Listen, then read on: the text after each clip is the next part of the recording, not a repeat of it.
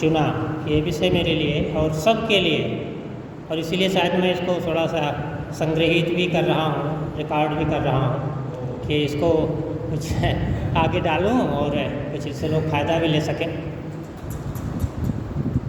वैदिक विचारधारा से मानव जीवन के निर्माण के विषय में आप जितने भी सब बैठे हुए हैं एक वैदिक विचारधारा के ही हैं, कोई अवैदिक नहीं है।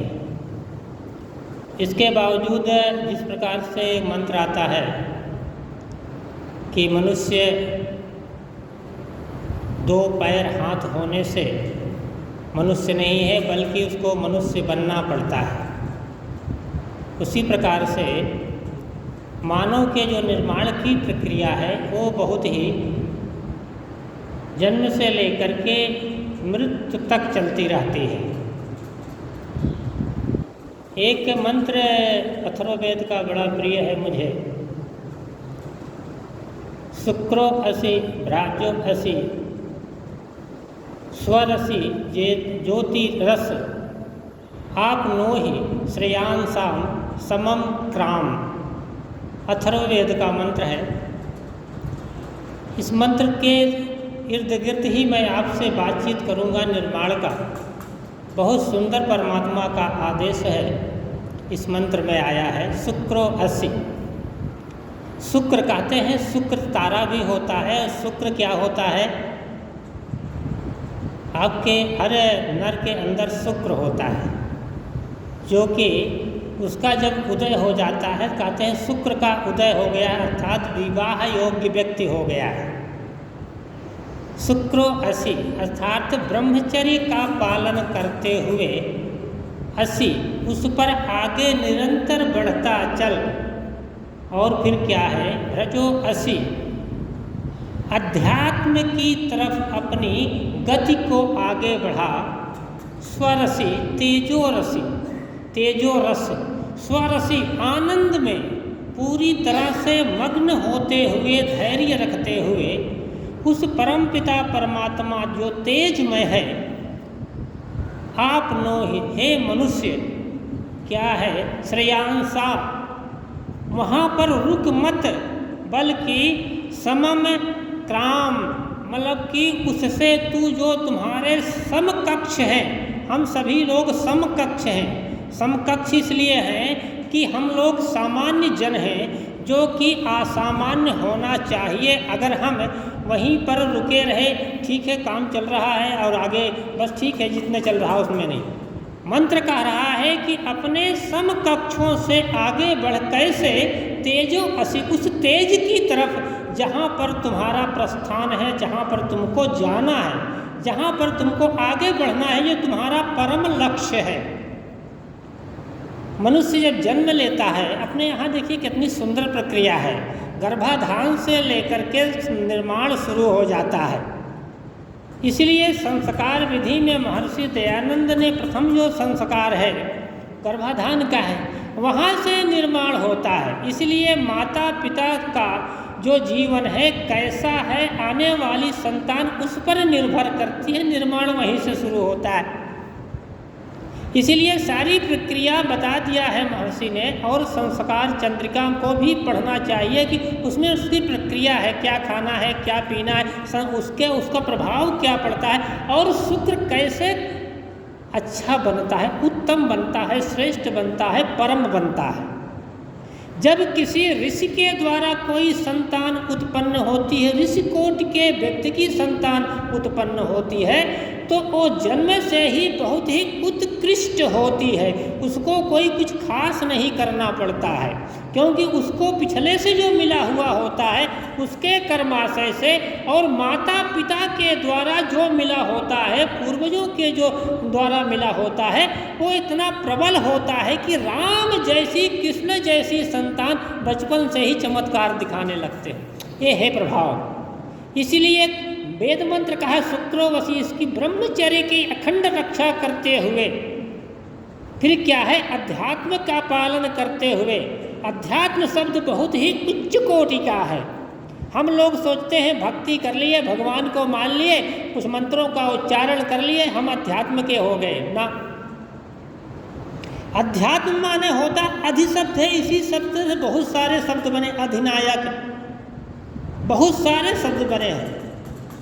तो जो अध्यात्म, इसी से अध्यात्म ही बना हुआ। अधि मतलब कि अधिक से चल, जो जितना है उससे उच्चतम चल। फिर क्या है? स्वरसी, जो तुम्हारा आनंद रस जिसमें मिले उस तरफ चल। फिर कहा आनंद रस कहाँ है? आनंद भूमि में है। आनंद भूमि में कौन है? आत्मा है और परमात्मा है। तेजो रस, उस तेजमय रस जिससे तुम तेज का रस प्राप्त कर सकता, आत्म साक्षात्कार और परमात्मा साक्षात्कार कर सकोगे, उसकी तरफ चल है मनुष्य। तुम यहाँ पर अपने समकक्षों से जब आगे बढ़ोगे तभी ये प्राप्ति होगी। अपने समकक्षों का नकल कभी नहीं करना चाहिए, चाहे भौतिक जीवन में हो चाहे आध्यात्मिक जीवन में हो। अपने समकक्ष का नकल आप करेंगे तो समकक्ष ही रहेंगे, अपने उच्च श्रेणी का। इसीलिए कहा गया योगी को परम योगी का अनुकरण करना चाहिए और एक धनवान को उससे बड़े धनवान का अनुकरण करना चाहिए, एक विद्वान का उससे बड़े विद्वान का अनुकरण करना चाहिए, एक सामान्य आदमी को उससे असामान्य आदमी को अपना आदर्श मानना चाहिए। सामने टारगेट होता है, हमको राम जैसा बनना है, राम तो नहीं बन पाएंगे, लेकिन दयानंद जैसा बनना है, दयानंद नहीं बन पाएंगे, लेकिन उस पर पथ पर आगे तो बढ़ें। वेद मंत्र यही कह रहा है। बहुत सुंदर है ना। आर्य समाज का आप इतिहास उठा करके खोल करके पन्नों को देखिए तो चरित्र निर्माण के लिए महर्षि दयानंद ने अपनी सभी पुस्तकों में शुरू से लेकर के अंत तक जितनी भी पुस्तकें, 40 पुस्तकें हैं, प्रवचन जितने भी हैं, सब में चरित्र को कहीं न कहीं लाकर मनुष्य के लिए कहा कि तुम्हारा अगर उत्तम चरित्र है तो तुम जो है समाज के एक सच्चे मनुष्य के रूप में तुम्हारी पहचान है, तब तुम आर्य हो। हम तो बोलते हैं कृण्वन्तो विश्वमार्यम अभगंतो अरावण, हम तो बहुत बोलते हैं, बहुत बार बोलते हैं कि हम श्रेष्ठ मार्ग पर चलें, आर्य अपने को बने और बनाए, जयकारा खूब लगाते हैं, सब कुछ करते हैं, लेकिन वेद मंत्र कहा रहा है कि तुम अपनी समीक्षा करके तब आगे बढ़। एक अथर्ववेद का और बहुत बड़ा मंत्र है, दैवम चारो पृथ्वीम चारो राष्ट्रम चारो द्रविड़म चारो। अथर्ववेद का ही यही मंत्र, बड़ी सुंदर व्याख्या है इसकी, लोग करते हैं, बहुत अच्छी व्याख्या है। पहला जो शब्द है क्या है? दिवम चारो, देवता, जो ज्योति की तरफ आगे बढ़ मनुष्य। कैसी ज्योति? अपने अंदर जो तुम्हारे अंदर जो ज्योति हो, किसकी ज्योति हो? कहा कि सत्यम प्रणोति, सत्य की ज्योति हो। जब सत्य की ज्योति आपके अंदर आ जाती है तब उसके आगे का जो अर्थ, वो शब्द है क्या है? पृथ्वी चारो।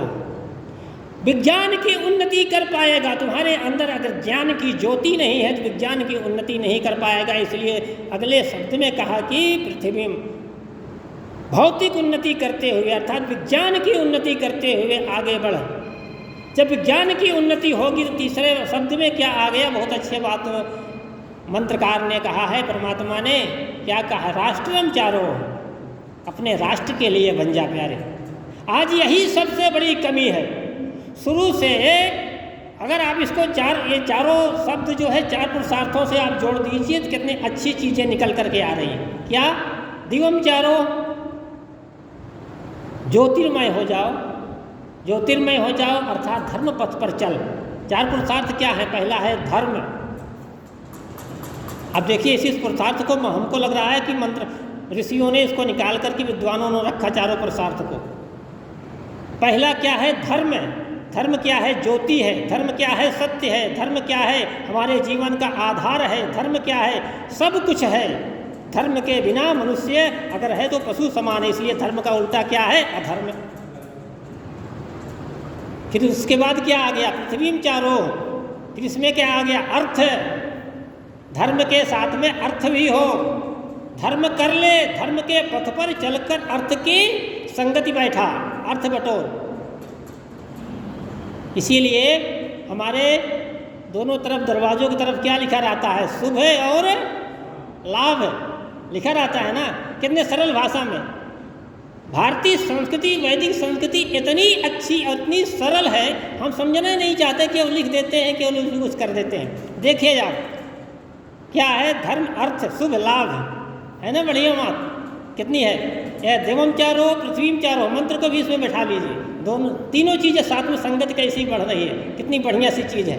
जो अनपढ़ व्यक्ति है अगर इतना ध्यान रखे, बैठे हुए हैं कुछ जो कर्म करने के लिए, व्यापार का कर्म कर रहे हो या जहाँ पर भी आप कर रहे हो, जहाँ पर भी आप बैठे हो, इतना याद रखो शुभ और लाभ है, धर्म और अर्थ, अर्थात जो कर्म करोगे उसका परिणाम, धर्म करोगे धर्म का परिणाम आएगा और धर्म को छोड़कर अधर्म करोगे तो अनर्थ का परिणाम आएगा। इसलिए क्या गया, धर्म अर्थ है, शुभ लाभ है, तब होगा चरित्र का निर्माण। यहीं से तो होता है। बचपन में संतान पैदा हुई, उसके बाद में पिता लेकर के उसके आँख कान में क्या बोलता है, वेदो असी, तू ज्ञान वाला बन जा। निर्माण कर रहा है ना, यहीं से निर्माण शुरू हो गया। वेदो असी, तू वेद वाला बन जा भाई, तुम वेद वाले ही होगे, मतलब आप ज्ञान के पथ पर चले गए, अज्ञानता में नहीं आएंगे, पाखंड में नहीं आएंगे, मूर्खता में नहीं आओगे। तुम्हें उसके बाद में सोने की सलाई से जीभ पर क्या लिखा, शहद से लिखा, क्या लिखा, ओम, निर्माण हो गया, ओम लिखा। अर्थात तुम्हें जीवन भर प्रणव उसके अधीन, उसके अनुशासन में रहना है। किसके अनुशासन में, स्वानुशासन में और परमात्मा के अनुशासन में। जो व्यक्ति स्वानुशासित होता है वही परमात्मा के अनुशासन में रह सकता है। यही आज पूरे संसार में गड़बड़ी है, व्यक्ति अपने अनुशासन में नहीं है, परमात्मा के अनुशासन में कैसे रहोगे भाई। स्वानुशासन जिसके पास नहीं, पर अनुशासन में कभी रह ही नहीं सकता है, क्योंकि मन की जो गति होती है स्वयं से शुरू होती है तब दूसरों तक जाती है। और मन की गति अगर आपकी रजस बढ़ा हुआ है और आपका तमस बढ़ा हुआ है, सात्विकता नहीं है, तो आपका मन का अगर नियंत्रण नहीं है ना, तो आप जो है आपके अंदर शासन नहीं है। चरित्र का निर्माण का पहला जो शब्द महर्षि दयानंद ने कहा, पहला कहा वेदो वस्तु ज्ञान होना चाहिए। उस संतान को पैदा होते ही क्या कान में पिता बोल रहा है, उसका देखिए बचपन में दिए हुए संस्कार, माँ के गर्भ में जो संस्कार मिला उससे आकर के जब बाहर आया, जात कर्म संस्कार किया, उसके बाद में पिता का संस्कार फिर शुरू हो जाता है। फिर सोने की सलाई से, क्या बात है, कितनी बढ़िया बात लिखी गई। आयुर्वेद भी कभी खोल करके देखिएगा, बड़ा मजा आएगा। सोने की सलाई क्यों रखी गई, चांदी की भी रख सकते थे ना, सोने की सलाई रखी गई। सोने का गुण देखिए क्या होता है। ब्राह्मणों के लिए सोने की जनेऊ का प्राविधान है, सोने की जनेऊ का, यहाँ से हृदय से यहाँ से गुजरती है सोने का। सोना क्या करता है, सोना एक तो तेजोवसी, तेज प्रदान करता है, और सोना बुद्धि का विलक्षणता को तीव्र करता है, मस्तिष्क को तीव्र करता है। और सोने का गुण होता है जो आपके अंदर जो तीन है, वात पित्त कफ, इसको संतुलित रखता है। कितनी सुंदर बात है ना। क्या ऋषियों ने क्या सोचा होगा सोने की सलाई से, फिर उसमें क्या किसके शहद से लिखना है, क्या बात है। अगर उसके कहते कि किसी खट्टी चीज़ से लिखना है या किसी और तीक्ष्ण से लिखना है तो बच्चा शुरू रोने लगता। थोड़ा सा इसमें आपने डुबो करके लिख दिया, ओम, चाट लिया ना अंदर हो सोने की सलाई के सही, तो बच्चे ने करके चाट लिया। क्या बात है। ये जो संस्कार है बचपन से, संस्कार कि कितने घरों में दिए जाते हैं, ये सब लिखी हुई बात तो है, महर्षि की लिखी हुई बात है। सोने की सलाई से, क्या बात है, सोने की सलाई से ओम लिखा, उसके कान में वेदो असी कहा, ओम कहा, ओम वेदो असी। उस परमात्मा कभी भूलना नहीं, तुम वेद वाला हो, वेद के पथ पर ही चलना। निर्माण यहाँ से शुरू हुआ। फिर ये बड़ा हुआ बच्चा, जब बड़ा हुआ तो उसके पिता का वो कहा हुआ वाक्य याद है कि हमको ज्ञान वाला बनना है, अज्ञानी नहीं बनता है। जैसे ज्ञानेन्द्र मुक्ति, बिना ज्ञान की मुक्ति नहीं, ये वेद मंत्र कहता है। बिना ज्ञान की मुक्ति नहीं है। ये कब कहा गया, जब बच्चा पैदा हुआ तभी पिता ने कह दिया था कि तुम्हें जो है ज्ञानवान बनना है। शुरू हो गया, यहाँ से निर्माण की प्रक्रिया शुरू हो गई, यहाँ से उसके अंदर अनुशासन शुरू हो गया, पिता का दिया हुआ अनुशासन शुरू हुआ। आर्य समाज ने यही किया था, इसीलिए आर्य समाज में बड़े बड़े लोग पैदा हुए। बड़ी अच्छी अच्छी शक्तियाँ, अच्छे अच्छे पत्रकार, अच्छे अच्छे लेखक, अच्छे अच्छे महापुरुष, अच्छे अच्छे त्यागी, अच्छे राजनेता, सब कुछ आर्य समाज ने दिया। क्यों दिया? संस्कार बचपन से महर्षि ने जो दे करके दिए थे, उसी संस्कार को आगे बढ़ा दिया। तो स्व अनुशासन, शुक्रो असि भ्रजो असि, अध्यात्म वाला बन जा। एक वेद मंत्र का बड़ा अच्छी बात है, उसको आपको बता रहा हूँ, उसका पूरा सार बता रहा हूँ। प्रगति जीवन का धन है। ध्यान से सुनिएगा, प्रगति जीवन का धन है। तेजस्विता जीवन का माधुर्य है और दीक्षा जीवन का संकल्प है, व्रत है। और क्या है? आध्यात्मिकता जीवन की प्यास है। सत्य जीवन का पाथेय है। पाथेय माने रास्ते का भोजन। सत्य जीवन का पाथेय है। ये मैं पिछले में मॉडल टाउन में था। इस मंत्र की मैं व्याख्या कर रहा था, मुझे ये मंत्र याद हो गया, तो हमने कहा कि इसको और इस संदर्भ में आपको सुनाना, लोगों को बड़ा पसंद आया। यानी कि आपने ये फिर यहाँ आर्य समाज भोगल में पिछले रविवार को तो एक वकील साहब बैठे हुए थे, तो उन्होंने कापी पूरा लाए हुए थे, एक एक चीज़ पूर्ण करके लिखा। हमने कहा कि वकील साहब क्या अच्छा लगा आपने कि एक एक चीज़ आपको मेरी अच्छी लग रही है, आप अभी नोट कर रहे हैं। ये वेद के मंत्र का सार है। आप अपने जीवन में इस चीज़ को याद करिए। ये केवल अगर यहाँ अध्यात्म के लिए बैठे हैं तो मंत्र का रहा आध्यात्मिकता जीवन की प्यास है। आप कितने प्यासे हैं आध्यात्मिकता के लिए? और जो व्यक्ति आध्यात्मिक जीवन में चला जाता है उसका चरित्र दयानंद जैसा निष्कलंक हो जाता है। वो प्यासा दयानंद देखिए जीवन का निर्माण कैसे होता है, दयानंद का निर्माण कैसे हुआ। बचपन से लेकर के अंतिम श्वास तक प्यास लगी हुई थी। कितनी चीज़ों की प्यास लगी थी। अपने जीवन निर्माण की प्यास लगी थी, समाज निर्माण की प्यास लगी हुई थी, राष्ट्र निर्माण की प्यास लगी हुई थी, संस्कृति निर्माण की प्यास लगी हुई थी, धर्म निर्माण की प्यास लगी हुई थी, वैदिक शिक्षा निर्माण की प्यास लगी हुई थी। क्या प्यासा था दयानंद। और जब वो उसकी प्यासा ना होता तो दयानंद ना कर पाता। जो व्यक्ति प्यासा होता है वो प्रतिदिन वेद के मंत्रों का स्वाध्याय भी करता है। मैं सत्यता बता रहा हूँ, अपने जीवन में मैं पहली बार पूरे वेद का मंत्र का फिर से स्वाध्याय करना प्रारंभ किया हूँ।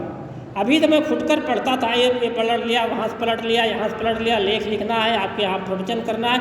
अब मैं एक तरफ से पढ़ रहा हूँ। ये क्यों हुआ? एक अंदर प्यास आई, कितना जीवन बीत गया। एक बार भी मैं तो कहता हूँ, हम लोग प्रवचन करता है, वेद मंत्र वाले हैं, वेद पर चलने वाले हैं, वेद को एक बार स्वाध्याय नहीं किया। करना चाहिए। ये पश्चाताप रहेगा, नहीं होना चाहिए, इसलिए शुरू कर दिया। मेरे पास पूरा पुस्तकालय है, 2000 पुस्तकें हैं। उसमें चारों वेदों की संहिता भी है और चारों वेदों का भाष्य भी है, अजमेर से मंगाया था। अब मैं उसका स्वाध्याय करता हूँ, बड़ा आनंद आता है। जब पढ़ता हूँ ना, सारी चीज़ें, सारी वृत्तियाँ एक हो जाती हैं। ये जीवन का आगे का जो सफ़र है उसमें कम से कम एक अंदर संस्कार पड़े स्वाध्याय का। आगे अगर मोक्ष न मिले तो अच्छे परिवार में ऐसे जगह पर जन्म तो मिले जहाँ पर कि विद्वानों की हो, जहाँ ज़्यादा मेहनत ना करनी हो, किसी ऐसे जगह ना मिले कि जहाँ पर एकदम पतित ही रह जाए। ये होता है इस जन्म का संस्कार, इसलिए स्वाध्याय रखा गया जीवन निर्माण के लिए। फिर अगली बात क्या कही गई? स्वाध्यायी बन। जीवन में स्वाध्यायी जो व्यक्ति होता है, स्व शब्द रखा हुआ है, अध्याय भी इसमें जुड़ा हुआ है। उससे क्या होता है? अपना अध्ययन होता चलता चला जाता है और वेद का भी अध्ययन होता चला जाता है, परमात्मा का भी अध्ययन होता चला जाता है, समाज का भी अध्ययन होता चला जाता है, संस्कृति और धर्म का भी अध्ययन होता चला जाता है। स्वाध्यायी बन, सबका अध्ययन हो, विज्ञान का भी अध्ययन होता चला जाता है। स्व के साथ में पर अपने आप जुड़ जाता है। सबकी उन्नत में अपनी उन्नत ही समझनी चाहिए।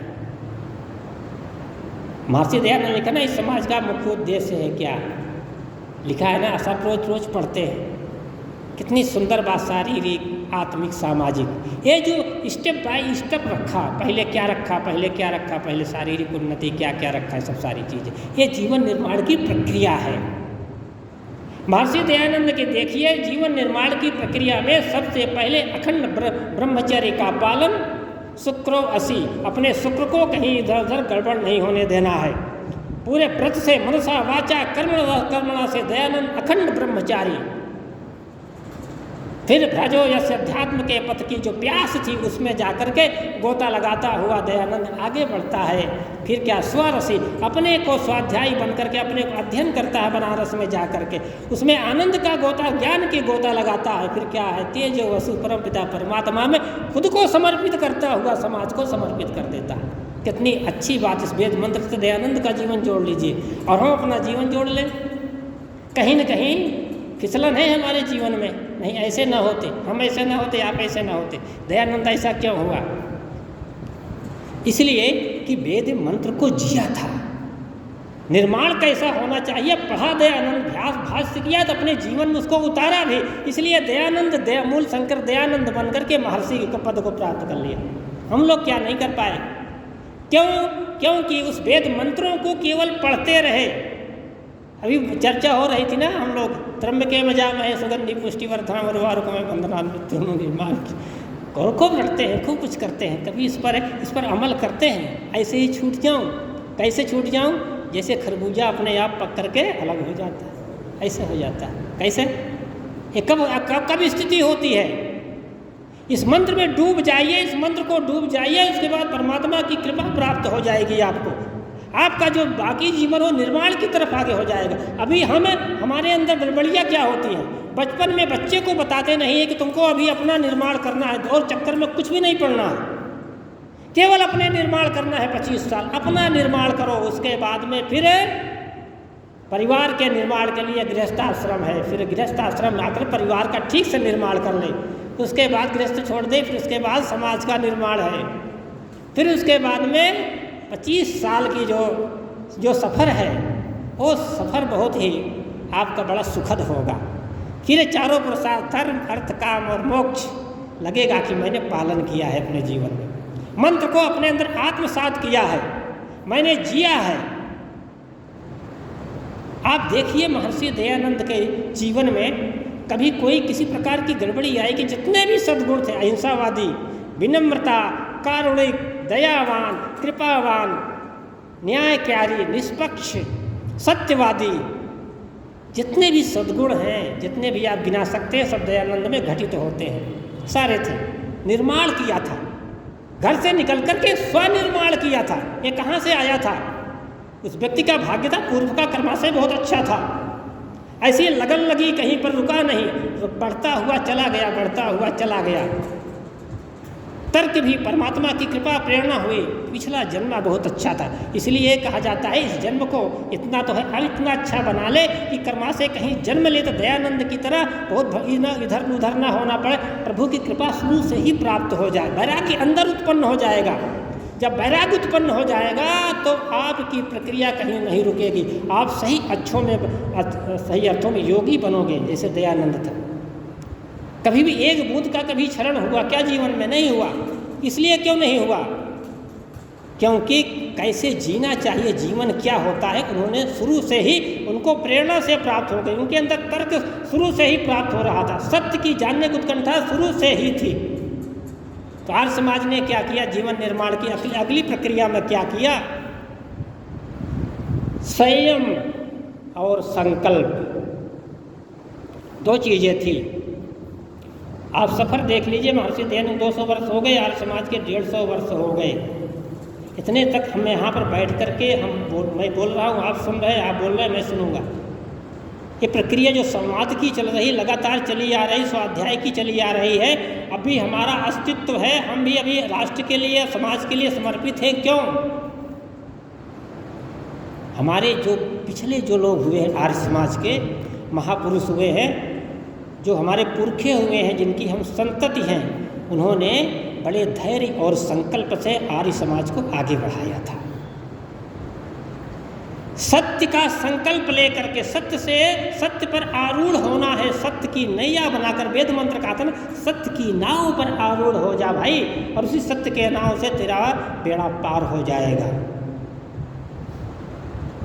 यह केवल इसलिए महर्षि दयानंद ने सबसे ज़्यादा, आप कभी उनके ग्रंथों को पढ़ें, किस शब्द का सबसे ज़्यादा प्रयोग किया है? सत्य का, सबसे ज़्यादा सत्य का प्रयोग किया है। और मैं तो अभी तक मेरा जो स्वाध्याय कहता है, किसी महापुरुष ने महर्षि दयानंद जैसा सत्य शब्द का प्रयोग इतना ज़्यादा नहीं किया है जितना दयानंद ने किया। इसलिए सत्य क्यों? क्योंकि वेद मंत्र पर चलते थे, वेद मंत्र उनको विरासत में मिला था, उनके कर्मों का, पूर्व जन्म का परिणाम था, कर्माशय का परिणाम था, मिला था उनको। और वो इसलिए सत्य की लगन बचपन से हुई। इसलिए आपको भी चाहिए कि अपने संतान को जीवन निर्माण के लिए, आर्य जीवन निर्माण के लिए, सत्य के लिए उसको प्रेरित करें। झूठ बोलना बचपन से ना सिखाएं कि जाकर कह दो पिताजी नहीं है। घर में बैठा हुआ बच्चे को आप सिखाएंगे कि जाकर कह दो पिताजी नहीं है, या उसको बहानाबाजी सिखाएंगे तो उसका निर्माण तो कम से कम नहीं बिगड़ेगा। निर्माण की प्रक्रिया में सत्य का पालन करना सबसे प्रथम शर्त है। दूसरा है संयम, तीसरी है आर्य समाज में धैर्य। हम थोड़े में उकता जाते हैं, थोड़ा सा दुख मिला, थोड़ा सा संघर्ष मिला, थोड़ा सा हमारी प्रतिकूलता आई, कोई किसी ने हमको गाली दिया, हम तुरंत उसकी प्रतिक्रिया कर देते हैं, तुरंत भयंकर रूप से। इससे निर्माण नहीं होता है, आप अंदर से टूटते हैं। महर्षि दयानंद को जीवन देखिए, विष भी मिला, गालियाँ भी मिली, पत्थर भी मिले, क्या नहीं मिला? जहाँ नहीं सब कुछ मिला, क्या नहीं मिला? नकारात्मक जितनी भी चीज़ें होती है किसी को, व्यक्ति को जान लेने के लिए, सब कुछ मिला। लेकिन दो चीज़ें सामने साथ में थी। एक क्या था? परमात्मा का अटल विश्वास, और एक था संकल्प। ये मानव जाति, ये सनातन, ये हिंदू जाति, ये वैदिक धर्म कैसे बचे, लोग कैसे बचे? जो पथभ्रष्ट होकर के सो रहे हैं, जो अखंड अंधविश्वास और पाखंड में सो रहे हैं, बचे कैसे? वो अंदर जो थी, वो किसकी पिपासा थी? वेद मंत्र का, अध्यात्म की थी। आध्यात्मिक व्यक्ति ही निष्पक्ष हो सकता है, दूसरा कोई व्यक्ति किसी भी लाइन का हो निष्पक्ष नहीं हो सकता है, क्योंकि उसको कोई डर ही नहीं होता है, उसके अंदर कोई सत्य का संकल्प ही नहीं होता है, केवल आध्यात्मिक व्यक्ति का होता है। क्यों? क्योंकि सत्य की नैया पर वो आरूढ़ होता है, तभी आप अध्यात्म में घुस सकते हैं। जिसके अंदर सत्य नहीं हो, अध्यात्म में नहीं घुस सकता है। आप चाहे जितनी बार वेद मंत्रों का पाठ कर लीजिए, लेकिन अगर अंदर आपके अंदर सत्य नहीं है तो आपके वाणी का प्रभाव नहीं होगा। ध्यान रखिए। इसलिए महर्षि ने जब देखा कि मेरी वाणी का प्रभाव प्रवचन में नहीं हो रहा है, फिर से उन्होंने अपने को खगोल कर फिर तपस्या किया, फिर जाप किया, फिर तपाया, फिर स्वाध्याय किया, बार बार किया। तब जब बोलने लगे तो 50,000 की उस समय की भीड़ थी। बनारस में जो घुसती थे, जहाँ भी जाते थे भीड़ लग जाती थी, जबकि लोग फटकारते भी थे, वेद मंत्रों में सबको कहते भी थे तुम भाई यहाँ पर ऐसे चलो, ऐसे गड़बड़ो, ऐसा कोई बुरा ही नहीं मानता था। क्यों? वो सत्य का जो प्रताप था लोगों को अंदर हृदय में घुस जाता था। मुंशी राम जैसा व्यक्ति जो बहुत बेविचारी था, हर कुकर्म किया हुआ था, जब वो श्रद्धानंद बन सकता है, वो किसका प्रभाव था? सत्य का प्रभाव। वो जीवन निर्माण था, वो खुद किया था। आज जीवन निर्माण की बात है। और अगला क्या है? स्वालंबन। किसका आलंबन ले? अपना भी आलंबन ले, उस परमात्मा का आलंबन ले। हमारे पास धन हो जाता है, हम सोचते हैं हमारे जैसा तो कुछ नहीं, उस परमात्मा को तो ठेंगे पर रखते हैं, कुछ समझते ही नहीं। यही गड़बड़ है हमारा। जैसे ही धन हुआ, धन किसके लिए होता है? धन जीवन यात्रा के लिए ना, सुखमय जीवन संसाधनों का खूब आपको, आप सुखी रहे। आप प्रार्थना मंत्र भी कहते हैं श्यामपति हो रही है, खूब ठीक है, धन अच्छा आना चाहिए, लेकिन ये तो नहीं कहा कि धन आ जा करके उसके बाद आपके अंदर भयंकर घमंडी हो जाएं, भयंकर अत्याचारी हो जाएं, अपने आगे सबको ठेंगे पर रखते हुए किसी को कुछ समझते ही ना।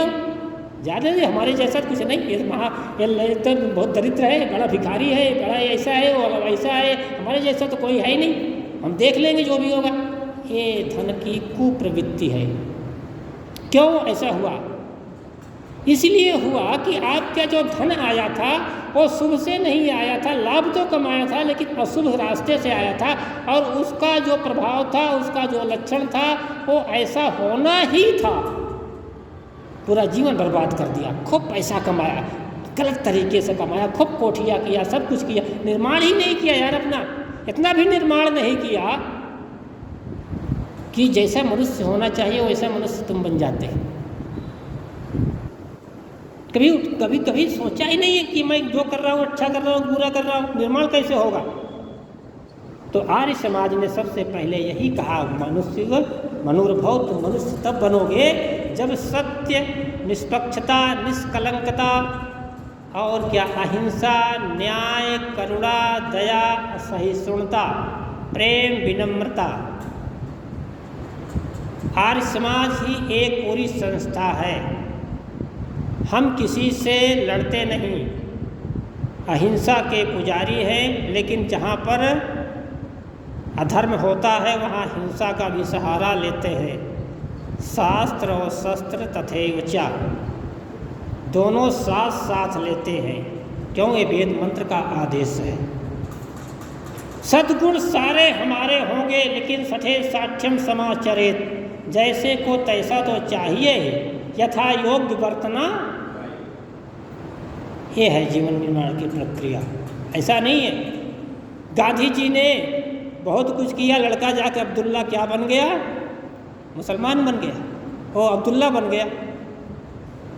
हीरालाल इतना भ्रष्ट हुआ जितना उससे शायद किसी महापुरुष का बच्चा को उसे किसी नहीं भ्रष्ट हुआ होगा, जिस महापुरुष में जो गिने जाते हैं। निर्माण नहीं किया, गांधी जी का खुद ही निर्माण नहीं हुआ था, तो पिछले जन्म का कर्माशय था, कितनी ऊंचाई पर पहुंच गए हो, कितनी उनको ख्याति मिली, उनकी कीर्ति मिली।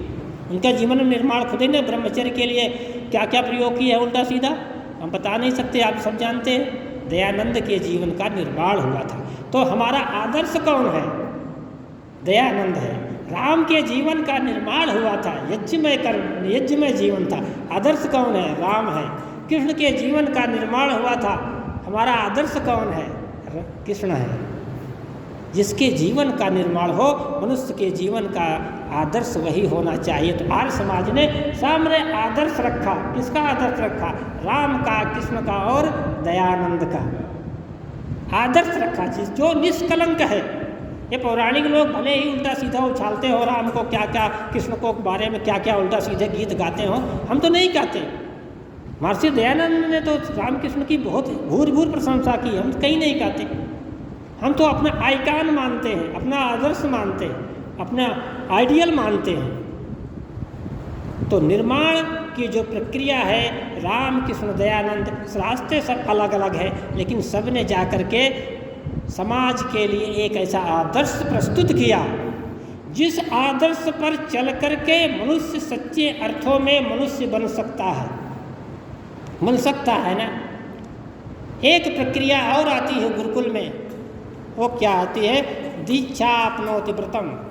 व्रत लेना पड़ता है किसका, दीक्षित होकर के, किसका, कि मैं सत्य के रास्ते पर चल कर के सत्य को ही ग्रहण करूंगा और सत्य का ही व्यवहार करते हुए सबके साथ में निष्पक्षता और यथा योग्य व्यवहार करूंगा, ऐसी दीक्षा। आज तो सारी चीज़ें प्रक्रिया खत्म हो गई है। गुरुकुल भी जो है वो दीक्षा कैसे देते हैं, क्या निर्माण कर रहे हैं, मैं तो अभी तक समझता नहीं। गुरुकुलों से जो निकलने वाले थे, राम कृष्ण दयानंद, गुरुकुल से निकले थे ना, कोई कॉन्वेंट से था क्या, कॉन्वेंट तो था भी नहीं, किसी और विद्यालय से कोई निकला था क्या, गुरुकुल से निकले थे। ये तीनों महापुरुष गुरुकुल से निकले थे, क्यों, दीक्षित हुए थे, व्रत इनको दिलाया गया था, इन्होंने व्रत लिया था, इनके जीवन में व्रत दिखता है, हर चीज़ का व्रत दिखाई पड़ता है, संयम का भी व्रत, साहस का भी व्रत, संकल्प का भी व्रत, निष्पक्षता का भी व्रत, सत्य का भी व्रत, अहिंसा का भी व्रत, सारे जितने भी व्रत होने चाहिए मनुष्य के जीवन में, इनके जीवन में दिखता है। हमारे जीवन में विकास आ जाते तो हमारा जीवन भी कुछ और हो जाता। लोग कहते यार होना चाहिए तो वैसा होना चाहिए। क्या मनुष्य था भाई, क्या मानव था, क्या जीवन जी कर गया भाई, ऐसा जीना चाहिए। लोग बताएं, राम के त्रेता युग से लेकर के फिर द्वापर आया, फिर कलयुग आया, इतने वर्षों में राम की कीर्ति 200 देशों में है। जहाँ पर हिंदू नहीं है, आर्य नहीं है, वहाँ पर भी है। सबसे बड़ा इंडोनेशिया जो मुस्लिम बहुल्य सबसे बड़ा देश है, राममय है पूरा। आज भी राम के ऊपर कितना सब है, राम अल्लाह वहाँ ही है सब सारी। देखिए आप क्या कहाँ से आया संजीवन निर्माण, ये राम की कीर्ति कितना भयंकर, कृष्ण की कीर्ति कहाँ से आया? दीक्षा से आई। व्रत जो था, जो पालन किया था जीवन में, वो उतारा भी। वेद पढ़ा तो मंत्रों का साक्षात्कार किया, मंत्रों को जीवन में व्यवहार में लाए भी। निर्माण हुआ, निर्माण किया। ये संकल्प से एक मंत्र का पाठ करिए, उसको मंत्र को उच्चारण करिए, अंदर संकल्प लीजिए कि इस मंत्र को अपने जीवन में मैं उतारूंगा। इस मंत्र के अगल बगल मैं विकल्प तैयार नहीं करूंगा। मनुष्य के साथ में कमजोरी सबसे जीवन निर्माण में क्या होती है?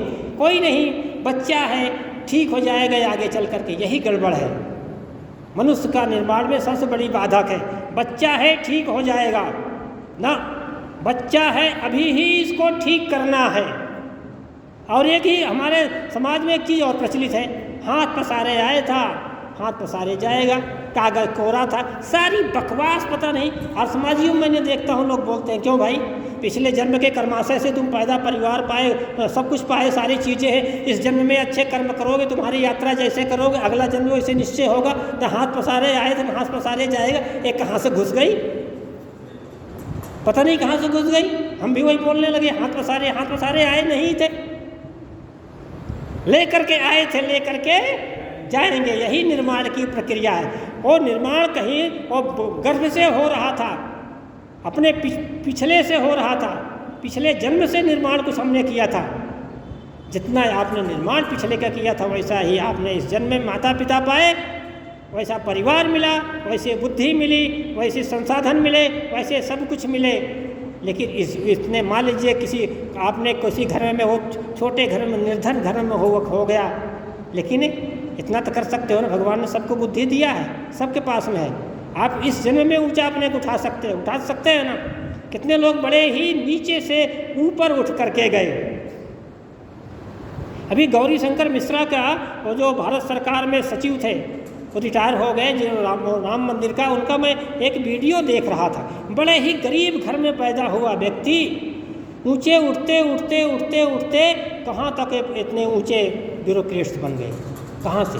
वो कुछ था ना, लगन लगी थी, हमको पढ़कर कुछ दिखाना है, कुछ पढ़ना है। पूरा टॉप कर गए थे अपने समय में यूपी को। हाँ, मतलब कि आपके अंदर अगर मान लीजिए बहुत गरीब घर में, तो ऐसा नहीं है कि आप बहुत अच्छे घर में पैदा नहीं हुए, आपके अंदर संकल्प होना चाहिए। यही निर्माण की प्रक्रिया है। आर्य समाज ने यही सिखाया है कि एक पूरकता बने, कोई धनी है, कोई निर्धन है, कोई अज्ञानी है, कोई ज्ञानी है, एक पूरकता बने, एक संवाद की प्रक्रिया बने, वहाँ निर्माण शुरू होता है। मैं बोल रहा हूँ, आप ग्रहण कर रहे हैं, आप बोल रहे हैं, मैं ग्रहण कर रहा हूँ। एक दूसरे से आपके अंदर कोई चीज़ ऐसी होगी मेरे अंदर नहीं है, मेरे अंदर है आपके अंदर नहीं है, तो ये पूरकता बने। आपका संवाद मैं ग्रहण करूँ, मेरा संवाद आप ग्रहण करें, उस संवाद में विवाद ना हो, बस यही ध्यान रखना है। आज लोग संवाद करना भूल गए हैं, विवाद ज़्यादा करते हैं। और हम विद्वानों में तो ज़्यादा ही है। सब आर्य समाज के लोग बैठे सब जानते हैं, आपस में हम लोग बैठ कर के किसी निर्णय पर पहुंचने की प्रक्रिया में नहीं है। हम बहुत बड़े विद्वान हैं कि ये बड़ा विद्वान है, उसकी निंदा, उसकी स्तुति, ये गड़बड़ है। दयानंद ने विद्वानों को एक साथ बैठने के लिए कहा है। आपको मैं सुना रहा हूँ तो अपने लिए भी सुना रहा हूँ। एक साथ बैठे, संगच्छध्वं संवद्धध्वं समो मनासि जानताम। खूब पढ़ते हैं आप, देवा भागम यथा पूर्वे सज्जनाना उपासते, खूब बढ़िया पढ़ते हैं। निर्माण की प्रक्रिया है, बहुत अच्छा है। साथ साथ सुने, साथ साथ बनाए, साथ साथ खाएं, सब कुछ साथ साथ करें, अच्छा है।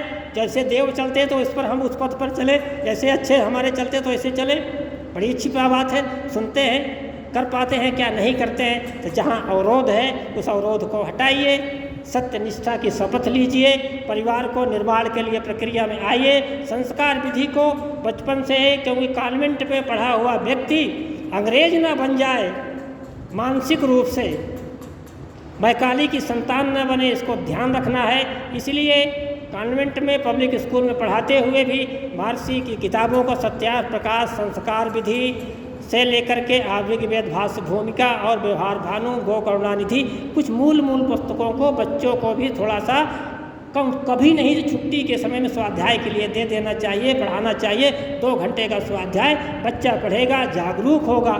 पब्लिक स्कूल में पढ़ करके भी वो कम से कम मैकाले की संतान नहीं बनेगा, नहीं तो हिंदी बोलने वाले को बहुत निम्न समझेगा और अंग्रेजी सीख लिया, टिबल टेबल करेगा, सोचेगा इसको तो अंग्रेजी नहीं आती, मुझसे ये बहुत छोटा है, इसको तो हिंदी अंग्रेजी ही नहीं आती है। जबकि होना ये चाहिए कि तुम्हें हिंदी ठीक से नहीं आती है, तुम जो है पिछड़े हुए हो, हिंदी अंग्रेजी जानने वाला ऊंचा नहीं होता है। ये जो मानसिक विकलांगता है इससे दूर करें। एक अच्छे निर्माण के, मनुष्य निर्माण के लिए आर्य समाज ने जितनी संस्कार की प्रक्रिया चलाई, शिक्षा की प्रक्रिया चलाई, दीक्षा की प्रक्रिया चलाई और शुद्धिकरण की प्रक्रिया चलाई, सब कुछ एक एक प्रक्रिया आप याद करिए, ये सारा मानव निर्माण के लिए है। फिर उसके